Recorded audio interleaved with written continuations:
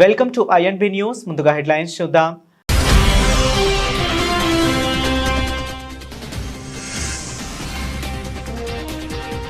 విశాఖ తీరాన 5,000 కోట్ల డ్రీమ్ ప్రాజెక్టుకు సాకారం.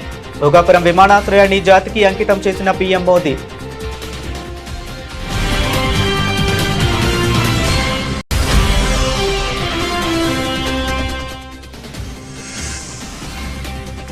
పూణేలో హోంమంత్రి అమిత్ షా కీలక వ్యాఖ్యలు.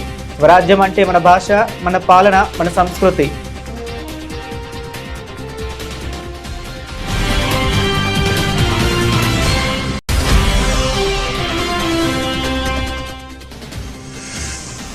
తమిళ సంస్కృతికి, ధర్మ పాలనకు ప్రతీక సెంగోల్. తిరుచెందూరు స్థల పురాణం పుస్తకావిష్కరణలో నిర్మలా సీతారామన్ వ్యాఖ్యలు.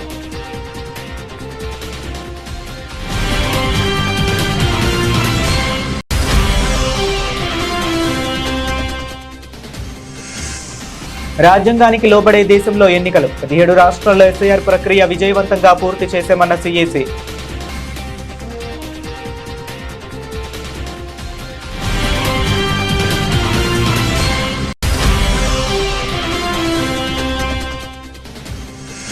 కావేరీ వివాదంపై సుప్రీంకోర్టుకు తమిళనాడు. ఆల్ పార్టీ భేటీ, న్యాయ నిపుణులతో చర్చించానికే నిర్ణయమన్న సీఎం డీకే.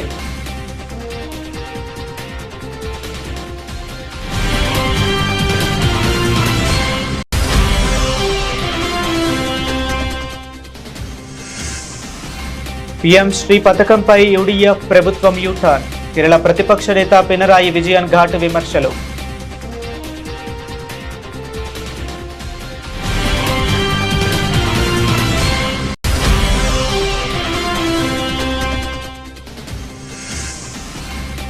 దేశంలో భావ ప్రకటన స్వేచ్ఛ దుర్వినియోగం కాకూడదు. తిలక్ ఆలోచనను యువత అర్థం చేసుకోవాలన్న అజిత్ దోవల్.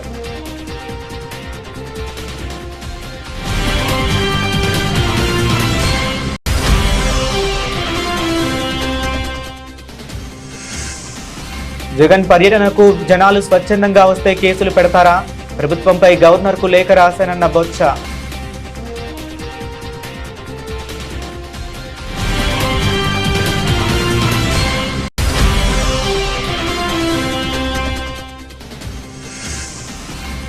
తెలంగాణ పెట్టుబడులకు అత్యంత సురక్షిత ప్రాంతం. సిఐఐ ఉత్తర భారత ప్రతినిధులకు సీఎం రేవంత్ రెడ్డి ఆహ్వానం.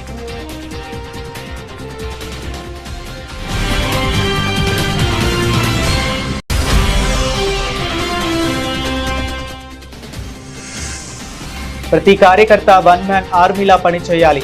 పార్టీ శ్రేణులకు సజ్జల రామకృష్ణారెడ్డి పిలుపు.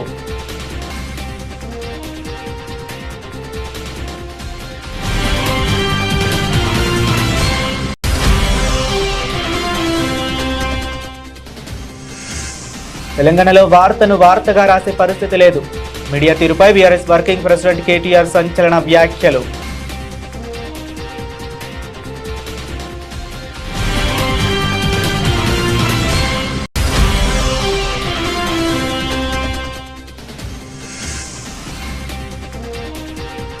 పసిడి ప్రియులకు షాక్. స్వల్పంగా పెరిగిన బంగారం ధరలు.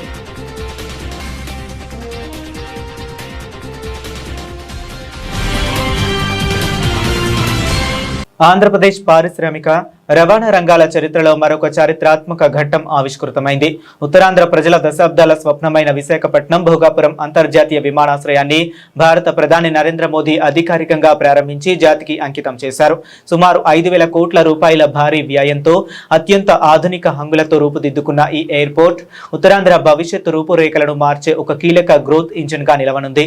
విమానాశ్రయం ప్రారంభోత్సవం అనంతరం నిర్వహించిన బహిరంగ సభలో ప్రధాని నరేంద్ర మోదీ ప్రసంగిస్తూ తీవ్ర భావోద్వేగానికి గురయ్యారు.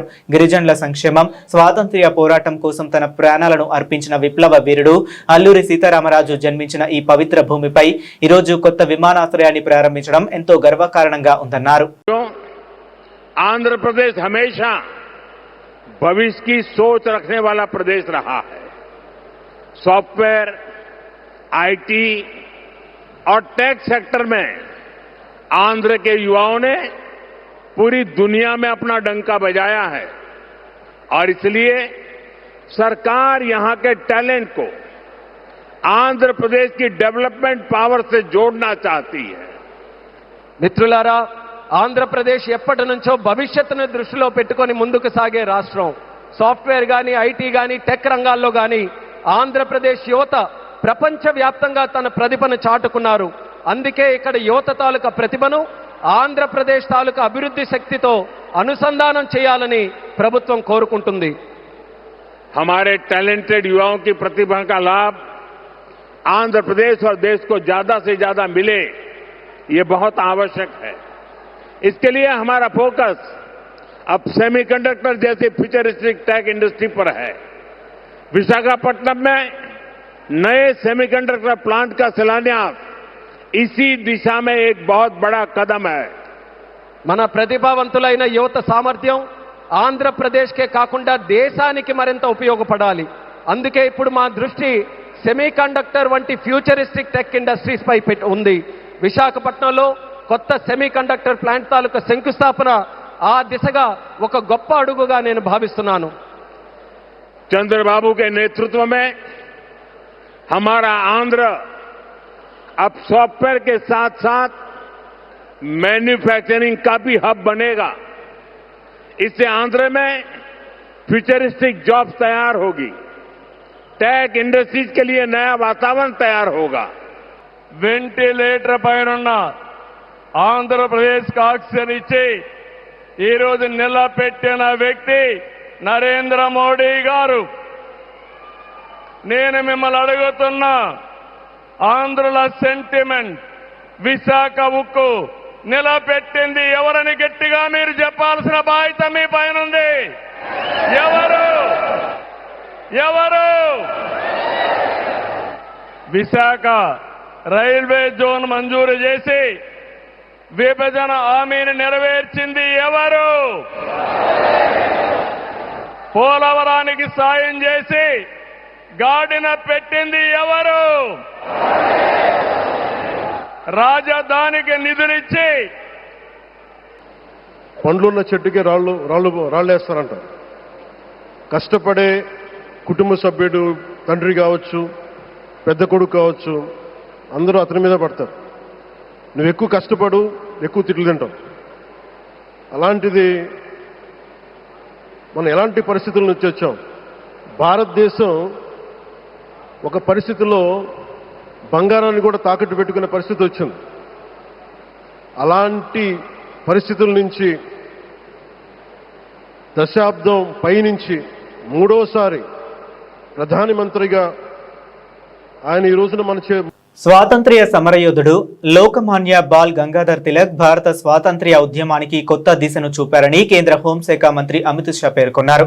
పూణే పర్యటనలో ఉన్న ఆయన లోకమాన్య తిలక్ సాంస్కృతిక జాతీయవాదానికి పునాది వేశారని కొనియాడారు. సాంస్కృతిక సార్వభౌమత్వమే అసలైన స్వరాజ్యానికి పునాది అని, నేటి భారత్ కూడా అదే మార్గంలో పయనిస్తుందని స్పష్టం చేశారు. పూణేలో జరిగిన కార్యక్రమంలో కేంద్ర హోంమంత్రి అమిత్ షా ప్రసంగిస్తూ స్వరాజ్యం నా జన్మ హక్కు, దాన్ని సాధించి తీరుతాను అని తిలక్ ప్రకటించిన ఆ అద్భుత క్షణాలను గుర్తు చేసుకున్నారు. నిజమైన స్వరాజ్యం అంటే కేవలం బ్రిటిష్ వారి నుంచి స్వాతంత్ర్యం పొందడం మాత్రమే కాదని, మన భాష, మన పాలన మరియు మన సంస్కృతిని కాపాడుకోవటమేనని తిలక్ నమ్మారని అమిత్ షా అన్నారు. तिलक महाराज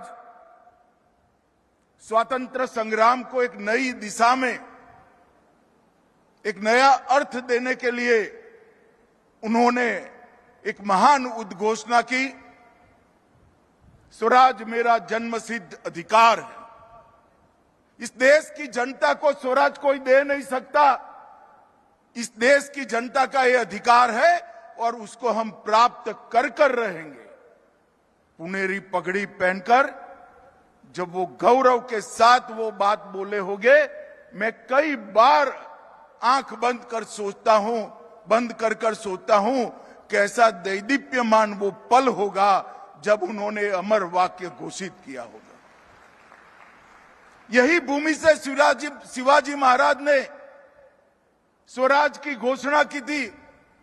उस वक्त उन्होंने कहा था स्वराज मतलब शासन नहीं, सिर्फ शासन नहीं, स्वराज मतलब हमारा शासन, हमारी भाषा, हमारी संस्कृति और हमारा धर्म, ये जब प्रस्तापित होता है तब ही पूर्ण स्वराज की प्राप्ति होती है. और तिलक महाराज ने भी अपने जीवन में स्वराज के आंदोलन के साथ, स्वतंत्रता के आंदोलन के साथ जनता को जोड़ने का काम किया और उन्होंने स्वतंत्रता आंदोलन में एक नए प्रकार के राष्ट्रवाद का जन्म दिया, सांस्कृतिक राष्ट्रवाद का। राष्ट्रवादी कई लोग हुए, मगर तिलक महाराज ने जब गणपति उत्सव और शिवाजी महोत्सव शुरू किया, उन्होंने राष्ट्रवाद को देखते देखते सांस्कृतिक राष्ट्रवाद में बदलने का काम किया।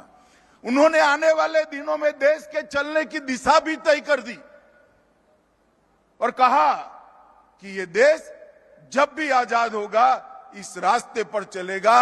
और वो व्यक्ति की दूरंदेशी देखिए, आज देश सांस्कृतिक राष्ट्रवाद के रास्ते पर चल गया है, चल पड़ा है। अब उसको कोई वापिस नहीं ला सकता। देश यही रास्ते पे चलता रहेगा। భారత స్వాతంత్ర్య సంకేతమైన తమిళ సంస్కృతిలో విశిష్ట స్థానమున్న చారిత్రాత్మక సెంగోల్ రాజదండం గురించి కేంద్ర ఆర్థిక శాఖ మంత్రి నిర్మలా సీతారామన్ ఆసక్తికర వ్యాఖ్యలు చేశారు.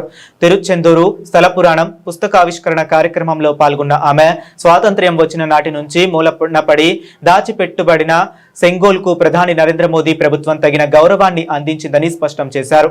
தமிழ் மொழி, தமிழ் இலக்கியத்தை பற்றி நாம் பல இடங்களில் பேசுகிறோம். இந்த சைவ திருமுறைகளில் உள்ள தமிழ் வளத்துக்கு ஈடே இல்லை. ஏதோ பண்டிதர்கள் மட்டுமே படித்து பண்டிதர்களுக்கே உரிய என்று நினைத்து கொண்டிருந்த தமிழை சாதாரண மக்களுக்கும் தெரிந்து கொண்டு பாட இந்த திருமுறைகள் உதவி செய்தன. புதிதாக நிறுவிக்கப்பட்ட நாடாளுமன்ற அந்த பரிசரத்தில் ஆதீனங்களுடன் தானும் சென்று அந்த செங்கோலை வைக்கப்பட்டதை நாம் மறக்க முடியாது.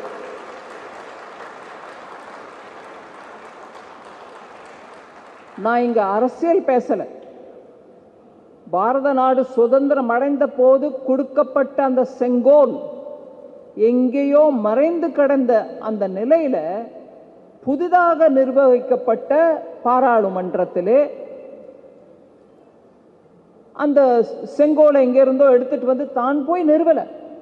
తమిళనాడులోని కోయంబత్తూరు అమృత యూనివర్సిటీ స్నాతకోత్సవ కార్యక్రమానికి భారత ప్రధాన ఎన్నికల కమిషనర్ జ్ఞానేష్ కుమార్ ముఖ్య అతిథిగా హాజరయ్యారు.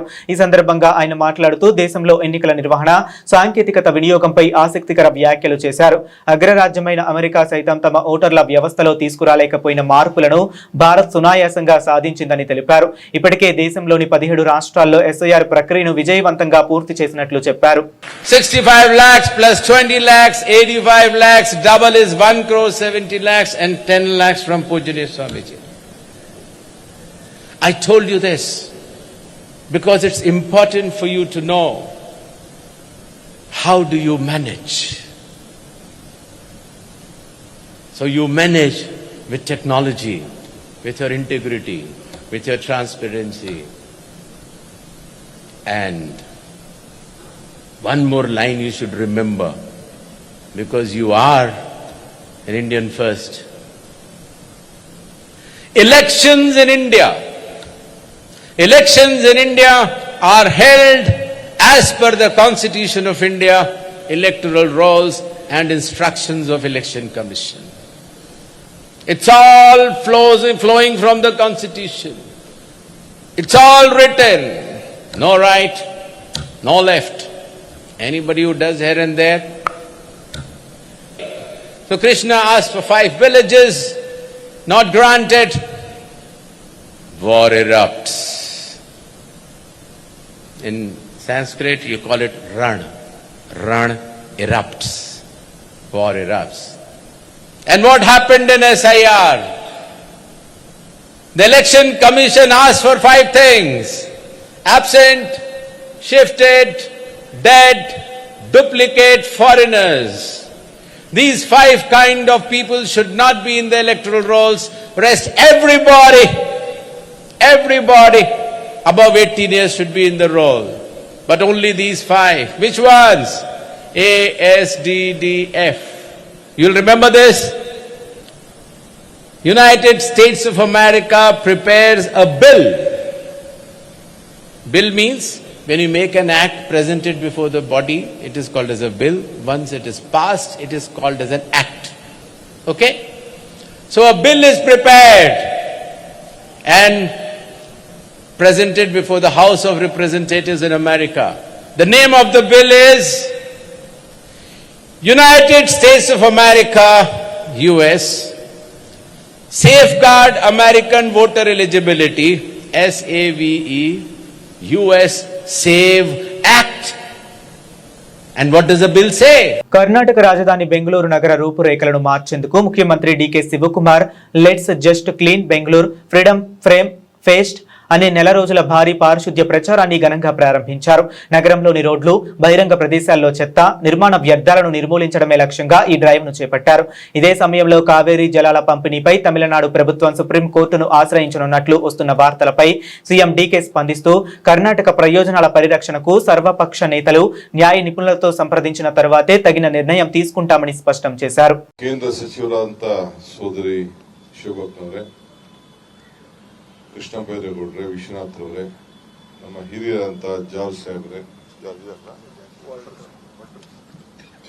ಶ್ರೀನಿವಾಸ್ ಅವರೇ, ಎಲ್ಲ ಅಧಿಕಾರಿಗಳೇ, ಮಾಧ್ಯಮ ಮಿತ್ರರೇ, ಎಲ್ಲ ಸ್ವಚ್ಛತೆಗೆ ಶಕ್ತಿ ಕೊಡಬೇಕು ಅಂತೇಳಿ ಬಂದಂತ ಎಲ್ಲ ಮುಖಂಡರುಗಳೇ, ಮಹಾತ್ಮ ಗಾಂಧೀಜಿಯವರು ಸ್ವಚ್ಛತೆಯೇ ದೇವರು ಅಂತ ಹೇಳಿ ನಮ್ಗೆಲ್ಲ ಮಾರ್ಗದರ್ಶನವನ್ನು ಕೊಟ್ಟಿದ್ದಾರೆ. ನೋಡಪ್ಪ, ಬಿಜೆಪಿಯವರು ಸ್ನೇಹಿತರು ಆರೋಪ ಮಾಡ್ತಾರೆ. ಪಾಪ ನಾನು ಅವರೇ ಸಲಹೆ ಕೊಟ್ಟಿದ್ದು ಆಲ್ ಪಾರ್ಟಿ ಮೀಟಿಂಗ್ ಕರಿಬೇಕು ಅಂತ. ಇನ್ನ ನೀರು ಬಿಟ್ಟಿಲ್ಲ. ಆದ್ರೆ ಸಾಯಂಕಾಲದಷ್ಟೊತ್ತಿಗೆ ನೀರು ಬಹುಶಃ ಒಂದು ಡ್ಯಾಮ್ ತುಂಬುವಂತ ಒಂದು ಪರಿಸ್ಥಿತಿ ಬಂದ್ಬಿಟ್ಟಿದೆ. ನೀರನ್ನು ನಾನು ಹಿಡ್ಕೊಳಕ್ಕೆ ಆಗುದಿಲ್ಲ. ನಾಳೆ ನಮ್ಮೆಲ್ಲ ಆಗ್ಲೇ ತಮಿಳುನಾಡವರು ಸುಪ್ರೀಂ ಕೋರ್ಟ್ ಹೋಗ್ಲಿಕ್ಕೆ ತಯಾರು ಮಾಡ್ಕೊಂಡಿದ್ದಾರೆ ಅಂತ ಹೇಳಿ ಇವತ್ತು ಸ್ಟೇಟ್ಮೆಂಟ್ ಕೂಡ ಕೊಟ್ಟಿದ್ದಾರೆ. 36ರಿಂದ 39 ಕ್ಯೂಸಿಕ್ ನೀರು ಬೆಂಗಳೂರು ನಗರಕ್ಕೆ ಬರ್ತಾ ಇದೆ. ಬೆಂಗಳೂರಿಗೆಲ್ಲ ನಮ್ಮ ಕಾವೇರಿಲಿ ಹರಿತಾ ಇದೆ. ಅವ್ರು ಕೊಟ್ಟಿರೋದು 3600. ಆದ್ರೆ ವಿರೋಧ ಪಕ್ಷದವ್ರಿಗೆ ಚರ್ಚೆ ಮಾಡಿ, ಕಾನೂನು ತಜ್ಞರ ಚರ್ಚೆ ಮಾಡಿ ನಾಳೆ ತೀರ್ಮಾನವನ್ನ ಮಾಡ್ತೀವಿ. కేరళ రాజకీయంలో కేంద్ర ప్రభుత్వ పీఎం శ్రీ పాఠశాల పథకం మళ్లీ తీవ్ర దుమారం రేపుతుంది. ప్రతిపక్షంలో ఉన్నప్పుడు పీఎం శ్రీ పథకాన్ని తీవ్రంగా వ్యతిరేకించిన కాంగ్రెస్ నాయకత్వంలోని యూడీఎఫ్ కూటమి తీరా అధికారంలోకి రాగానే దాన్ని అమలు చేయడానికి సిద్ధపడడంపై ప్రతిపక్ష నేత పినరాయి విజయన్ నిప్పులు చెరిగారు. యూడీఎఫ్ ప్రభుత్వం తీసుకున్న ఈ నిర్ణయం వారి నైతిక విలువలకే పెద్ద మచ్చ అని ఆయన విమర్శించారు. എൽഡിഎഫ് സർക്കാർ ഈ പുത്തൻ വിദ്യാഭ്യാസ നയത്തിന്റെ ഭാഗമായുള്ള കായികവൽക്കരണ നടപടിയോട് യോജിച്ചിരുന്നില്ല. അതുകൊണ്ട് തന്നെ PM ശ്രീ പദ്ധതി നടപ്പാക്കുന്നതിന് LDF സർക്കാർ സന്നദ്ധമായിരുന്നില്ല. ആ PM ശ്രീയുടെ ഭാഗമായിട്ട് ഏതെങ്കിലും തരത്തിലുള്ള കേരളത്തിലെ വിദ്യാഭ്യാസ രംഗത്തെ മാറ്റം ഉണ്ടാക്കണമെന്നും LDF ആഗ്രഹിച്ചിരുന്നില്ല. യഥാർത്ഥത്തില് MOയുടെ കാര്യം നേരത്തെ തന്നെ വ്യക്തമാക്കിയതാണ്. അത് PM ശ്രീ പദ്ധതി നടപ്പാക്കുന്ന ഭാഗമായിരുന്നില്ല. എന്നാൽ വിദ്യാഭ്യാസ മേഖലയിൽ ലഭിക്കേണ്ട ഇതുമായി യാതൊരു ബന്ധവുമില്ലാത്ത കാലാകാലമായി ലഭിച്ചുകൊണ്ടിരിക്കുന്ന ఫండ్ తడైన నెల వన్న స్వేచ్ఛ లేదా ఆజాదీ అనే పదానికి యువత నిజమైన అర్థాన్ని గ్రహించాలని భారత జాతీయ భద్రతా సలహాదారు NSA అజిత్ దోవల్ పిలుపునిచ్చారు. స్వాతంత్ర్యం అంటే ఏది పడితే అది చేయటం కాదని, దానికి బాధ్యత, నియంత్రణ తోడవ్వాలని స్పష్టం చేశారు. లోకమాన్య బాల్ గంగాధర్ తిలక్ జీవితం మరియు ఆనాటి సవాళ్లపై నిర్వహించిన ఒక కార్యక్రమంలో పాల్గొన్న ఆయన తిలక్ అందించిన స్ఫూర్తిని నేటి తరానికి వివరించారు. लोकमान्य तिलक जी के जीवन को समझना, उनकी गहराइयों को देखना, उसके लिए उस समय के काल, उस समय के मजबूरियां, उस समय की दयनीयता को शायद हम लोग उसकी कल्पना नहीं कर पाते।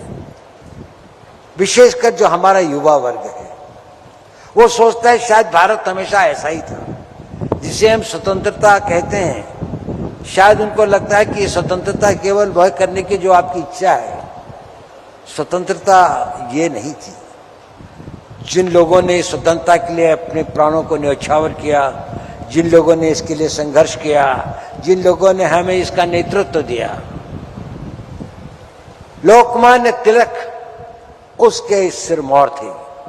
उसके उनका जो व्यक्तित्व था, उनका जो समय था, उस वक्त तक वो आवाज उठाने की हिम्मत बहुत लोगों में नहीं थी। लोगों में एक त्रासदी थी, एक पीड़ा थी, एक वेदना थी, एक करा रहा था समाज। लेकिन जो चाहते भी थे कुछ बोलना, वो यही कहते थे कि हम किसी तरह से कोई रास्ता निकालें, बातचीत करके, इनके कुछ संयम का प्रयोग करके, लेकिन वो कठिन रास्ता मुकाबला करके और इसको जीत के ले। ये शायद ये इसका नेतृत्व और इसका भाव उन्होंने ही देश को दिया। दास्ता की बेड़ियों को उन्होंने झंझोड़ने के लिए देश के युवकों और देश की जनता में एक नई चेतना और पौरुष का प्रादुर्भाव किया। వైఎస్ఆర్సీపీ అధినేత వైఎస్ జగన్మోహన్ రెడ్డి పర్యటనపై పసుపు పత్రికలు అవాస్తవ కథనాలు రాస్తున్నాయని వైఎస్ఆర్సీపీ సీనియర్ నాయకుడు ఎమ్మెల్సీ బొత్స సత్యనారాయణ తీవ్ర స్థాయిలో ధ్వజమెత్తారు. జగన్ పర్యటనలో ప్రభుత్వ వైఖరిని, పోలీసుల తీరును తప్పుబడుతూ తాము గవర్నర్ కు ఫిర్యాదు చేసినట్లు వెల్లడించారు. జైలు వద్ద పోలీసులు తమను అడ్డుకున్న తీరుపై ఆయన విలేకరుల సమావేశంలో తీవ్ర ఆగ్రహం వ్యక్తం చేశారు.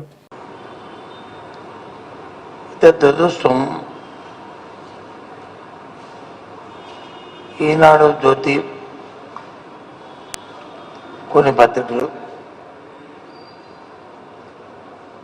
పోలీసు ప్రభుత్వం ఉన్న వ్యవస్థ, ప్రభుత్వం పోలీసు వాళ్ళ మీద ఒత్తిడి తీసుకొచ్చి కేసులు పెట్టడమే కాకుండా కొన్ని ఆవాకులు జావకులు కూడా పత్రికలో రాయడం చాలా దురదృష్టకరం. చాలా దురదృష్టం. ఎందుకు ఈ విషయం మాట్లాడుతున్నా అంటే, వాస్తవాన్ని రాస్తే పర్వాలే, వాస్తవాన్ని వక్రీకరించి రాయడం అనేది పత్రికలు తగదు.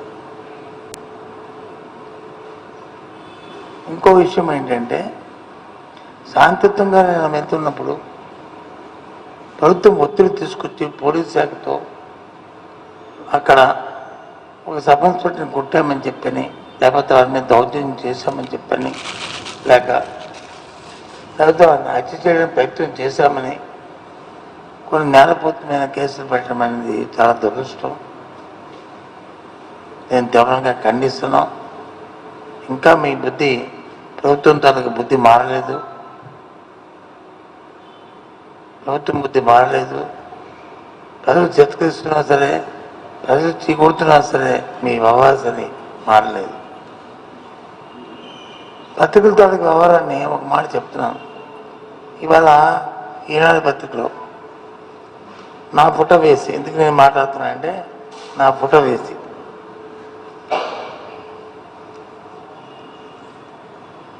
పోలీసులపై బస్సు బెదిరింపులు. నా రాజకీయ జీవితంలో వచ్చి నన్ను ఎవరు బెదిరించలేదు, నేను ఎవరిని బెదిరించలేదు. వివిధ రంగాల్లో పెట్టుబడులకు తెలంగాణ సురక్షిత స్థానమని, తెలంగాణకు వచ్చిన పెట్టుబడులు పెట్టాలని భారత పరిశ్రమల సమైక్య ఉత్తర భారత ప్రతినిధులను ముఖ్యమంత్రి ఆహ్వానించారు. తెలంగాణలోని ప్రజాప్రభుత్వం పెట్టుబడులకు రక్షణగా నిలుస్తుందని హామీ ఇచ్చారు. సిఐఐ ఉత్తర భారత ప్రతినిధులు MCRHRDలో బోధి పెవిలియన్ లో ముఖ్యమంత్రితో సమావేశమయ్యారు. ఈ సందర్భంగా ముఖ్యమంత్రి మాట్లాడుతూ, తమ ప్రభుత్వం తీసుకువచ్చిన పారిశ్రామిక విధానాలతో పెట్టుబడులను ఆకర్షిస్తున్నామని, మంచి ప్రతిపాదనలతో వచ్చిన వారికి ప్రోత్సాహకాలు ఇస్తున్నామని తెలిపారు. 30,000 ఎకరాల్లో నిర్మిస్తున్న భారత్ ఫ్యూచర్ సిటీలో ఫార్చ్యూన్ 500 కంపెనీల పెట్టుబడులు పెట్టాలనేది తమ ఆకాంక్ష అని తెలిపారు. గత డిసెంబర్లో నిర్వహించిన గ్లోబల్ సమ్మిట్ లో 175 దేశాల ప్రతినిధులు పాల్గొన్నారని వివరించారు. తెలంగాణ రైజింగ్ 2047 పాలసీని గ్లోబల్ సమ్మిట్ లో ప్రకటించిన విషయాన్ని తెలియజేస్తూ ప్రస్తుతం దేశ జీడీపీలో తెలంగాణ వాటా 5% ఉందని, అది 10%గా ఉండాలన్నదే తమ లక్ష్యమని వెల్లడించారు. సోషల్ మీడియాలో చేసే ప్రతి కార్యకర్త ఒక వన్ మ్యాన్ ఆర్మీలా పదునైన కంటెంట్ తో నిజాన్ని 10 మందికి చేరవేస్తూ ప్రజల్ని చైతన్యం చేయాలని వైఎస్ఆర్సీపీ స్టేట్ కోఆర్డినేటర్ సజ్జల రామకృష్ణారెడ్డి పిలుపునిచ్చారు. వైఎస్ఆర్సీపీ సోషల్ మీడియా కార్యకర్తలు కేవలం ప్రచారకర్తలుగా కాకుండా ప్రజల గొంతుకగా క్రమశిక్షణతో కూడిన బాధ్యతాయుతమైన డిజిటల్ ప్రతినిధులుగా పనిచేయాలని ఆయన సూచించారు. వైఎస్ఆర్ కాంగ్రెస్ పార్టీ కేంద్ర కార్యాలయంలో సోషల్ మీడియా విభాగ రాష్ట్ర కమిటీ సభ్యులు, జిల్లా, అసెంబ్లీ, నగర అధ్యక్షులతో ముఖ్య సమావేశం నిర్వహించారు. ఈరోజు ఇక్కడికి వచ్చిన సోషల్ మీడియా విభాగం క్షేత్రస్థాయి నాయకులందరికీ స్వాగతం. సోషల్ మీడియా ప్రెజెన్స్ అనేది ఎప్పటి నుంచో ఉన్నాయి. ఇప్పుడు దాన్ని ఒక రకమైన ఆర్గనైజ్డ్ దీని కిందికి తీసుకొచ్చాం. గ్రామ స్థాయి వరకు వెళ్ళాం. మీ అందరికీ తెలుసు, ఒక పొలిటికల్ పార్టీగా ఏ రాజకీయ పార్టీకైనా అజెండా పైకి చెప్పినా చెప్పకపోయినా తయారవుతుంది. అధికారంలోకి వచ్చే పార్టీ అయితే దాది ఆచరణలో కూడా కనిపిస్తుంది. అది ప్రజలకు అనుకూలంగా ఉండేది, పేద ప్రజలకు అనుకూలంగా ఉండేది, అలాగే హక్కుల కోసం పోరాడే వాళ్ళకు అనుకూలంగా ఉండేది, ప్రజాస్వామ్య పద్ధతులకు అనుకూలంగా ఉండేది. అయితే అది ప్రజల మన్ననలు ఎక్కువ పొందే అవకాశం ఉంటుంది. ఏ పార్టీ అయితే అధికారమే పరమావధిగానో లేదా తాత్కాలికమైన వాటితో బయటపడుతూ అధికారంలోకి వస్తే చాలు, మనం బాగుంటే చాలు అనుకుంటే పార్టీలు అవి కూడా సర్వైవ్ అవుతుంటాయి, నిలబడతాయి. ఆ రోజుకు వేసిన ఎత్తులతో అవి నిలబడుతుంటాయి, పవర్లోకి రావచ్చు. ఒక క్లియర్ కట్ డివిజన్ లాగా చూస్తే దేశంలో మన రాష్ట్రంలో కనపడినంత ఒక డివిజన్, ఒక మంచి చెడు, ఒక వెలుగు చీకటి, ఇట్లా ఒక క్లియర్ కట్ డివిజన్ పార్టీల మధ్య చూస్తే మన రాష్ట్రంలో మాత్రమే కనపడుతుంది. వైఎస్ఆర్ కాంగ్రెస్ పార్టీ, జగన్మోహన్ రెడ్డి గారు ఒక స్థిరమైన, అది పవర్లో ఉన్నా లేకపోయినా ఒక స్థిరమైన రాజకీయ విధానం. రాజకీయం అంటే ప్రజలకు సంబంధించిన విధానాలు, అవే రాజకీయంగా. అధికారం పరమావధి కాదు. అధికారంలోకి వచ్చాక మన లక్ష్యాలు ఏవైతే అనుకున్నామో అవి ఎంతవరకు పూర్తి చేయగలిగాము, ప్రజల కోసం, ప్రజల్లో మమేకమై ప్రజల బాగు కోసం, పేద ప్రజల బాగు కోసం చేయగలమనేదే గీటు. తెలంగాణలో ప్రధాన స్రవంతి మీడియా తీరుపై బీఆర్ఎస్ వర్కింగ్ ప్రెసిడెంట్ కేటీఆర్ తీవ్ర స్థాయిలో ధ్వజమెత్తారు. రాష్ట్రంలో నిజాన్ని నిజంగా, వార్తను వార్తగా రాసే పరిస్థితులు ఏమాత్రం లేవని ఆయన ఆరోపించారు. సమాజంలో సమస్యలపై మీడియా మౌనం వహించడాన్ని ఆయన ఎండగట్టారు. ఇటీవల జరిగిన కొన్ని కీలక ఘటనలను ఉదాహరణగా చూపిస్తూ కేటీఆర్ మీడియా వైఖరిపై సంచలన విమర్శలు చేశారు. ఇవాళ దేశంలో ఉన్న పరిస్థితి ఇది. వాస్తవం ఏంటి? తప్పు జరుగుతున్నా రాయలేని పరిస్థితి ఉన్నమాట వాస్తవం. తప్పు జరుగుతుందని తెలిసినా రాయలేని పరిస్థితి ఉన్నమాట వాస్తవం. అట్లాగే ఈరోజు మీరు ఆలోచిస్తే దేశంలో ఉన్న మీడియా సంస్థలన్నీ కూడా ఎవరో ఒకరికి ఒత్తాసుగా మారిపోయిన విషయం కూడా వాస్తవం. స్వేచ్ఛగా, నిర్భీతిగా, న్యూట్రల్గా ఉండే పరిస్థితి ఉందా అంటే లేని మాట కూడా వాస్తవం. The power of speech today is restricted to those in power. It's is a fact. మనకి ఇష్టం ఉన్నా లేకపోయినా అది వాస్తవం. ఎందుకు ఈ మాట ఎందుకంటా ఉన్నా నేను? తెలంగాణని తీసుకోండి, అక్కడ ఇక్కడ తెలంగాణలోనే ఎన్నో సందర్భాలలో వార్తని వార్తగా రాయలేని పరిస్థితి లేదా? ఒక అమ్మాయి మీద లైంగిక దాడి జరిగింది, కేంద్ర మంత్రి గారి కుమారుడు ఈ దుర్మార్గమైన పని చేశాడు అని అమ్మాయి తల్లి తండ్రి వచ్చి కంప్లైంట్ చేస్తే ఏ మీడియా రిపోర్ట్ చేసిందండి? వారం రోజు సోషల్ మీడియానే లేకపోతే అమ్మాయికి న్యాయం జరిగే పరిస్థితి ఉందా? ఈ నేను మాట్లాడుతున్న మాట తప్ప? ఏ మీడియా లగచర్లలో గిరిజనుల మీద అకృత్యాలు జరిగితే ఏ మీడియా రాసింది? నేను ఈ మాట అంటున్నందుకు దయచేసి ఎవరేం అనుకోవద్దు. వాస్తవాలు చెబితే చేదుగానే ఉంటాయి.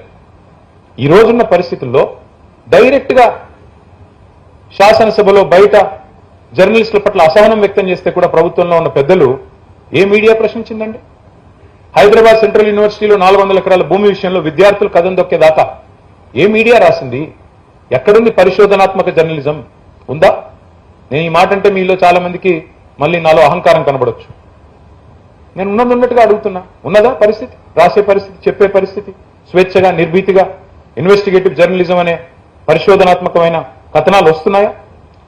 వాస్తవాలు చెబితే నచ్చవు. అందుకే ఏమవుతుంది, ఇప్పుడు మీరు ఇన్వెస్టిగేటివ్ జర్నలిజం మొదలు పెడితే వెంటనే కొత్త ఐటీ రూల్స్ వస్తాయి, టెలిగ్రాఫ్ యాక్ట్ అమెండ్మెంట్లు వస్తాయి. తెలుగు రాష్ట్రాల్లో పసిడి ప్రియులకు షాక్ ఇస్తూ బంగారం ధరలు మళ్లీ పైకి కదిలాయి. శనివారం ఉదయం పసిడి ధరలు స్వల్ప పెరుగుదలను నమోదు చేసినట్లు మార్కెట్ వర్గాలు వెల్లడించాయి. గుడ్ రిటర్న్స్ వెబ్సైట్ అందించిన తాజా వివరాల ప్రకారం ఈరోజు హైదరాబాద్, విజయవాడ నగరాల్లో బంగారం ధరలు ఏ విధంగా ఉన్నాయో ఇప్పుడు చూద్దాం. తెలుగు రాష్ట్రాలైన తెలంగాణ మరియు ఆంధ్రప్రదేశ్లోని ప్రధాన నగరాలైన హైదరాబాద్, విజయవాడలలో 24 క్యారెట్ల 10 గ్రాముల ప్యూర్ గోల్డ్ ధర 1,44,610కి చేరుకుంది. ఇక ఆభరణాల తయారీకి ఉపయోగించే 22 క్యారెట్ల 10 గ్రాముల ఆర్నమెంట్ బంగారం ధర 1,32,560 వద్ద నమోదైంది.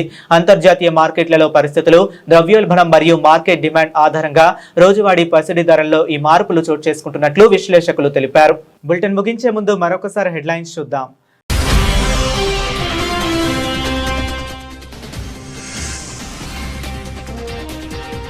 విశాఖ తీరాన 5,000 కోట్ల డ్రీమ్ ప్రాజెక్టుకు సాకారం. భోగాపురం విమానాశ్రయాన్ని జాతికి అంకితం చేసిన పీఎం మోదీ.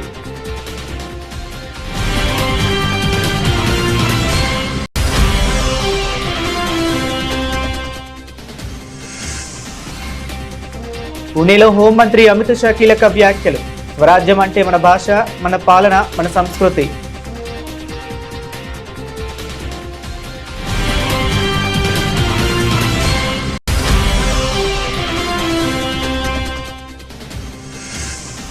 తమిళ సంస్కృతికి, ధర్మ పాలనకు ప్రతీక సెంగోల్. తిరుచెందూరు స్థల పురాణం పుస్తకావిష్కరణలో నిర్మలా సీతారామన్ వ్యాఖ్యలు.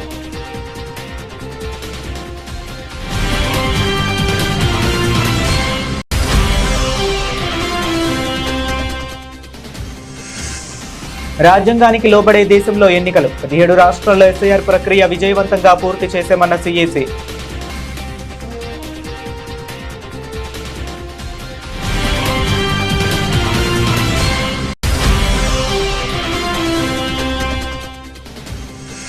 కావేరీ వివాదంపై సుప్రీంకోర్టుకు తమిళనాడు. ఆల్ పార్టీ భేటీ, న్యాయ నిపుణులతో చర్చించానికే నిర్ణయమన్న సీఎం డీకే.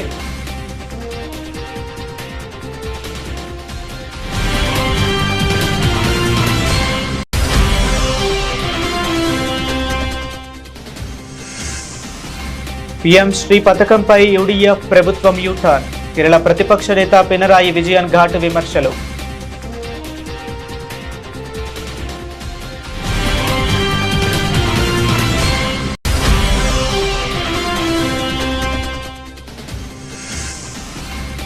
దేశంలో భావ ప్రకటన స్వేచ్ఛ దుర్వినియోగం కాకూడదు. తిలక్ ఆలోచనను యువత అర్థం చేసుకోవాలన్న అజిత్ దోవల్.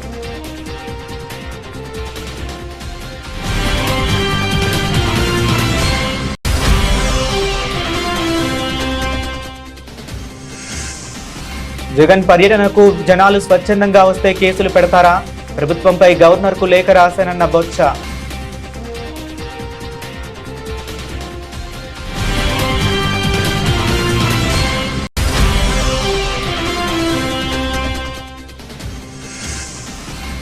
తెలంగాణ పెట్టుబడులకు అత్యంత సురక్షిత ప్రాంతం. సిఐఐ ఉత్తర భారత ప్రతినిధులకు సీఎం రేవంత్ రెడ్డి ఆహ్వానం.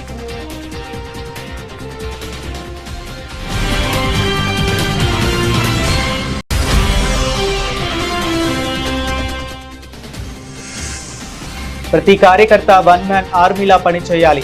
పార్టీ శ్రేణులకు సజ్జల రామకృష్ణారెడ్డి పిలుపు.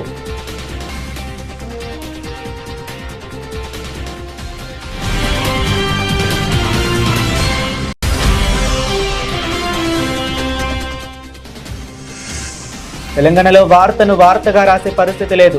మీడియా తీరుపై బీఆర్ఎస్ వర్కింగ్ ప్రెసిడెంట్ కేటీఆర్ సంచలన వ్యాఖ్యలు.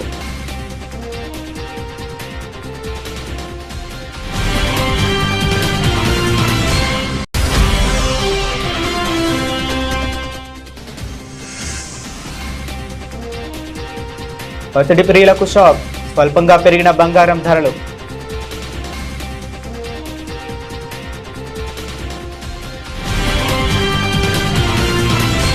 ఇవి ఇప్పటి వరకు ఉన్న అప్డేట్స్. మరిన్ని అప్డేట్స్ కోసం కీప్ వాచింగ్.